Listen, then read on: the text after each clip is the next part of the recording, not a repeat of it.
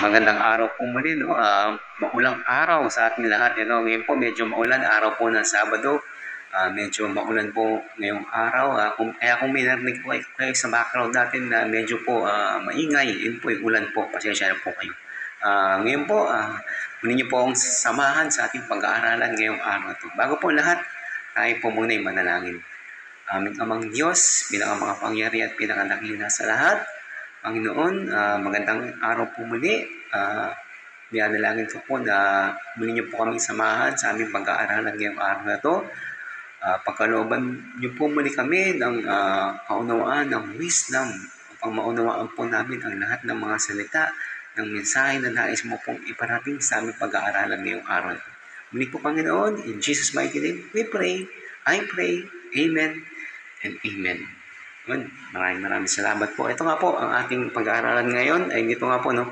Ito nga pong GLC Book 1, no? Book 1 nga po, ang title nga po niya ay One by One. Yan po, kita po ba? One by One. Ito nga po, ang ating pag-aaralan ngayon nga po ay yung unang session, no? Unang session nga po niya itong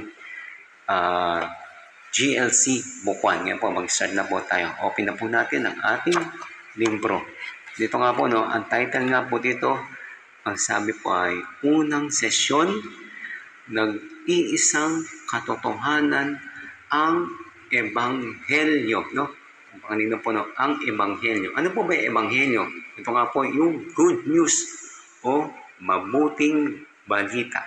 Po, simula na po tayo sa ating pag-aaralan. Ito nga po, no? Sinasabi dito, ang mabuting balita. Yan po. Ano ba yung mabuting balita? Ito nga po sinasabi, no? Gusto ng Diyos na muling mabuo ang relasyon ninyong dalawa sa isa't isa, no? Sabi nga po ito, napakalino po, no? Gusto po ng Diyos na tayo magkaroon ng relasyon, na magkaroon tayo ng relasyon sa Kanya, no? Hindi lang basta relasyon, ito po yung tunay, malalim, intimate na relasyon sa Panginoon, no? Gusto niya, no? Talagang mapalapit tayo sa Kanya, magkaroon tayo ng tunay, malalim na relasyon, no? Sinasabi, bakit nga po? Ito, una po sinasabi dito. Kasi mahal tayo ng Diyos. No? Mahal tayo ng Diyos eh. Mahal tayo ng Diyos. Nga po, ayon nga po dito sa unang Juan 4 verse 8 to 9, ang hindi umiibig ay hindi kumikilala sa Diyos, sapagkat ang Diyos ay pag-ibig. Inihayag ng Diyos ang kanyang pag-ibig sa atin nang isugo niya sa mundo ang kanyang kaisa-isang anak upang magkaroon tayo ng buhay sa pamamagitan niya. Ito, napakanina po, no? Sinasabi dito, ang Diyos ay pag-ibig. Nga po, no? Sinabi nga po, no? Kanyang isinugo, no? Talagang inihayag ng Diyos ang kanyang pag-ibig sa ating lahat, no? Nang isugo niya ang kanyang anak. Sino pa po ba ito? Ito po si Jesus Cristo, no? Inalay niya po para sa atin lahat, no? Tayong makakasalanan. Ito nga po, no? Sinasabi nga po dito sa 1:10 verse 10, dumarating ang magnanakaw para lamang magnakaw, pumatay at manira. Naparito ako upang ang mga tupa ay magkaroon ng buhay na masagana, lubos, no? Ganda po, no? Sinasabi nga po dito, naparito, dumating si Kristo dito sa mundo, no? Upang ma-experience natin yung totoong buhay na masagana. Hindi na po yung buhay na dito sa mundo, no? Yung kagaya nung marami kang pera, mayaman ka, kapangyarihan. Opo, hindi po masama yun, no?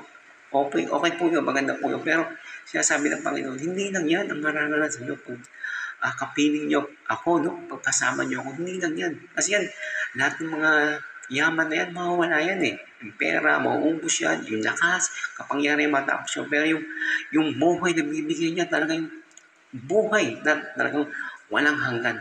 Tunay na buhay at tunay na kasiyahan. No? Kaya po, ito nga po sinasabi nga po dito, no? Sana basa po natin, pinapakita yung isang katangian ng Panginoon na ang Diyos ay mapagmahal. No? Kitang-kita po natin na ang Diyos ay mapagmahal. Ito nga po, tingnan na rin po natin yung pangalaw. Isa pa sa isang katangian. No? Kaya sabi nito na banal din ang Diyos. Ito, napakanina po na sinasabi nito. Banal din ang Diyos. Ayon nga po dito sa unang Pedro 1 verse 15. Dahil ang Diyos na pumili sa inyo ay banal, dapat din kayong magpakabanal sa lahat ng inyong ginagawa. Ito nga po, napakanino, no? Kaya sabi dito, ang ating Diyos ay banal, kaya gusto rin niya na tayo maging banal din, no? Pero minsan, may mga narinig po siya, sabi nila, mapagmahal ang Diyos eh, kahit magkamali ako, maiintindihan niya ako, mapatawarin. Opo, tunay po yun, napakabuti ng Diyos at mahal na mahal tayo ng Diyos. Pero napakalinaw po dito, no, na ang Diyos ay banal. Kaya nais po niyang maging banal din tayo, no? Yung puso niya, maging banal tayo. Ayaw niyang manatili tayo na makasalanan. Ayaw niya manatili tayo sa paggawa ng mali, no? Hindi niya. Kasi banal po ang Diyos eh. Hindi pwedeng ipilit natin gusto natin. Oo, mapagmahal ng Diyos, papatawarin niya ako, maintindihan niya ako kasi masaya ako dito. Basta masaya ako, alam na rin yun. Hindi po yun. Siya sabi nga po dito, ang Diyos ay banal, kaya gusto niya maging banal din po tayo. Kaya nga po, pero ito nga po, no, yung sinasabi dito, may isang problema. Ano po yung problema? Ano ba po yung problema na yun? Ito nga po, kaya sabi, ang ating problema, makasalanan tayo at hindi tayo sumusunod sa kalooban ng Diyos. Ito nga po, no, kaya sabi, nabasa nga po natin, isa pang katangian ng Diyos, una-una, mapagmahal siya, at yung isa pa, banal siya. Pero nga, no, sinasabi na dito, no, tayong lahat ay makasalanan. Nagkamali po tayo lahat, mga kapatid. Nagkamali. Wala po miski isa sa atin ang hindi nagkasala. Lahat po tayo nagkamali. Ayon nga po dito, no, sa Isaiah 53 verse 6, tayong lahat ay tulad ng mga tupang naliligaw. Nagkanya-kanya tayo ng lakad. Ngunit ipinasaan sa Kanya ng Panginoon ang kaparosahang tayo ang dapat tumanggap. Ito nga po, pinapakita po nito, no? Tayo din parang mga tupang naliligaw, no? Nagkanya-kanya tayo ng lakad. Ginawa natin kung anong gusto natin. Nagkasala tayo, hindi natin sunod ang Panginoon. Yung mga utos niya, sinaway po natin. Naging masaya po tayo sa paggawa ng mali, no? Napakalinaw, no? Nagkamali po tayong lahat. No, nagkasala tayong lahat. Pero meron nga rin po iba nagkasabi, no, hindi man ako pumatay, hindi naman ako nag-alunya, no? Pero ang pakalinaw po dito sa, sinasabi dito sa Santiago 2 verse 10, no, ang lumalambag sa isang utos, no, napakalinaw, sa isang utos, kahit tupad sa iba pa, ay lumabag sa buong kautusan. Ito, no, sinasabi po nito, may isa ka lang, no, may isa ka lang na hindi masunod, may isa ka lang malamag. Hindi ka man pumatay, hindi ka man nakulunya, pero halimbawa, ikaw ay nagsinungaling. Hindi mo ginalang magulang, no? Nasaway na natin ang lahat ng kautusan. No? Kaya, hindi natin pwede sabihin, hindi. O, okay lang yun, hindi man ako pumatay. O, no? Ano lang naman ako, ito lang naman nagawa ko. Hindi, pakanino po, no? Sa Santiago 2 verse 10, no? Kahit isa lang po ang lamagin natin, ang hindi natin masunod, nagkasala na tayo, dalabang natin ang lahat ng kautusan. Oh, so, narinig na po natin, no, na tayo sumuway sa Panginoon, tayo naligaw, tayo nagkasala. No? So, ano naman po kung tayo nagkasala? Ano po pwedeng mangyari sa atin dahil tayo naligaw at nagkasala? Ito nga po, ayon nga po dito sa Roma 6 verse 23, sapagkat kamatayan ng kabayaran ng kasalanan, ngunit ang libreng kaloob ng Diyos ay buhay na walang hanggan sa pamamagitan ni Kristo Jesus na ating Panginoon. Ito nga po sa unang bahagi po ng sinasabi nga po dito sa Roma 6 verse 23, dahil tayo nagkasala, kamatayan po. Napakalinaw, kamatayan po ang nasasapitin natin. Lahat po tayo. Lahat na nagkasala, kamatayan po, no? At ano nga may kamatayan? Kasi nga, makaisipin natin, lahat naman tayo mamatay. Opo, lahat tayo mamatay. Pero, ayon nga po sa unang video na napanood po, yung ginawa po natin, sinasabi nga po, meron nga pong dalawang uri ng kamatayan po. No? Ito nga po yung una, yung physical na kamatayan, at pangalawa, yung eternal na kamatayan. Nga po, no? Sinasabi nga po natin yung physical, talagang normal na pagkamatay, tayo tatanda, magkakasakit, mamatay. At yung eternal po, no? Ito po yung kamatayang eternal habang buhay, no? Habang buhay na pagkahiwalay sa Panginoon. Ayaw po natin sabihin yun, makahirap po, no? Kung isipin nyo, sobrang hirap po. Kaya, tingin ko naman po, no? Wala pong may gusto no? Wala po sa atin may gustong mamatay ng eternal habang buhay. Wala po, no? Kasi napakahirap po talaga nun. Kaya po, kung tatanungin nyo, paano yun? Opo, nagkamali na ako, nagkasala na ako. At alam ko na kamatayan ng kasasapi ko. Ayoko nung mangyari sa akin yun. Ano po ba? May solution po ba yun? May mga katanungan po ganyan. Opo, napakalinaw po. Meron po. Ito po. Babasahin ko po sa inyo. Ayon nga po dito sa sa Roma 5 verse 8, no?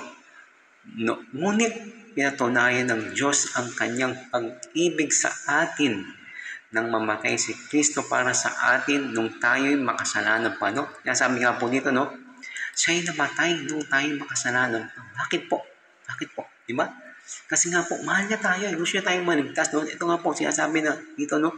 Nung tayo'y makasalanan pa, no? Hindi niya sinabi na, halimbawa, ikaw, kapatid, magbago ka muna, ayusin mo tapos papatawanan kita. Hindi. Pinatawad tayo agad ng Panginoon, no? Doon tayo makasalanan pa, no? Minsan tayo mga tao po, no?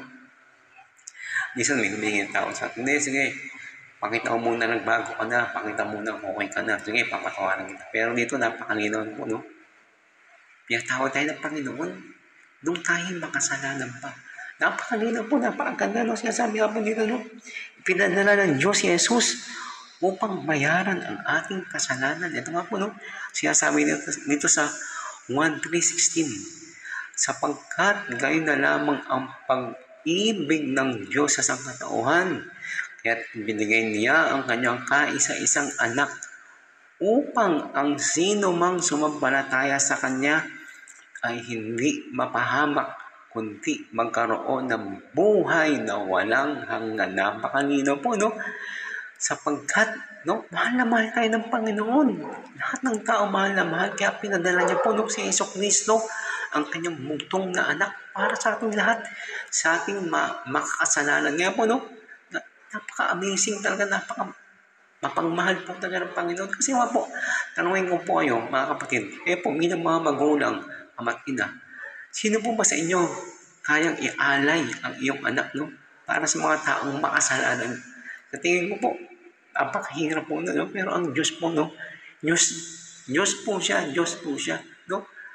Isa po siyang Diyos, pero inalay niya po ang kanyang bugtong na anak na si Jesucristo para sa ating mga makasalanan, no?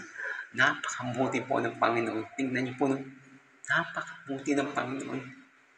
Grabe. Sobra ako po, hindi ko po talaga, sobrang buti po ng Panginoon. Kaya po, no? Ito po yung sinasabi na, solusyon. Dahil nga po tayo masama na, nagkasala at kamatayan. Ito, napakanino po, no? Sinasabi po dito, upang ang sino mang sumampalataya sa Kanya ay hindi mapahamak. Ito nga po, no? Kung sino po sumampalataya sa Panginoon, no? Hindi mapahamak, no? Kaya nga po sinasabi, ito nga po yung free gift niya, no? Free gift, no? Ito lang po, itong kailangan niya, no? Sumampalataya, hindi po ang relihiyon, hindi ang mabuting asal, hindi ang mabuting gawa.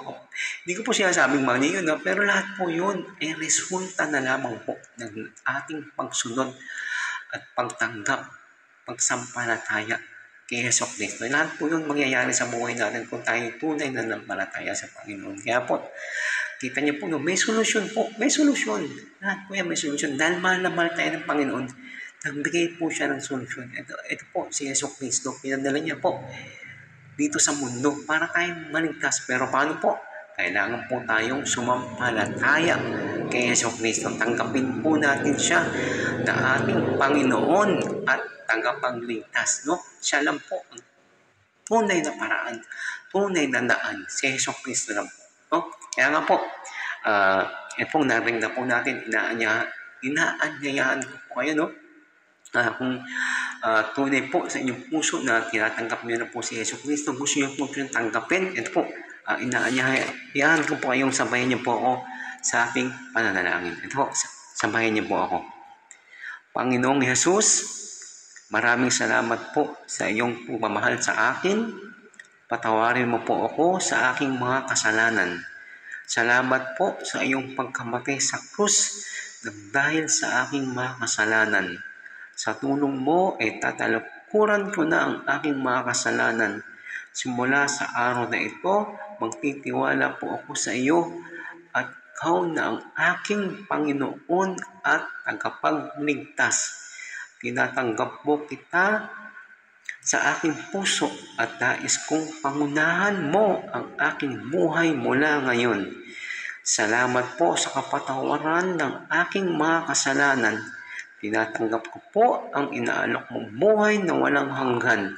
Salamat po dahil alam po na darating ang araw na makakapiling po kita sa iyong kaharian. Mula sa araw na ito, ako po ay susunod sa iyong kalooban. Amen at Amen. Yon, maraming salamat po mga kapatid sa iyong pagtanggap kay Jesucristo bilang iyong Panginoon at tagapagligtas. Yon, maraming salamat po. At I pray din po na tunay po na talagang kumilos po si Lord sa iyong buhay. Lord, talagang ma-experience niyo po talaga yung kakaiba na experience pagkasama sa si Lord Jesus. Ako po mismo, isang patunay po. Talagang iba po talaga pag nasa buhay po ang Panginoon. Kaya po, no? At advice ka rin po, no? Talagang bilang mga bagong anak ng Diyos, tayo mga Kristiyano na po, no? Talagang magpatuloy po tayo sa pagsik kay Lord, mag-pray araw-araw, sumali sa mga group, mga day group para mas lalo po tayong lumago sa pagkilala sa Panginoon. Mag-church, sumama sa mga gawain niyo po, no? Muli po, salamat po sa pagsama niyo po sa araw na ito. Muli po, bago na tayo po muna yung mag-closing prayer.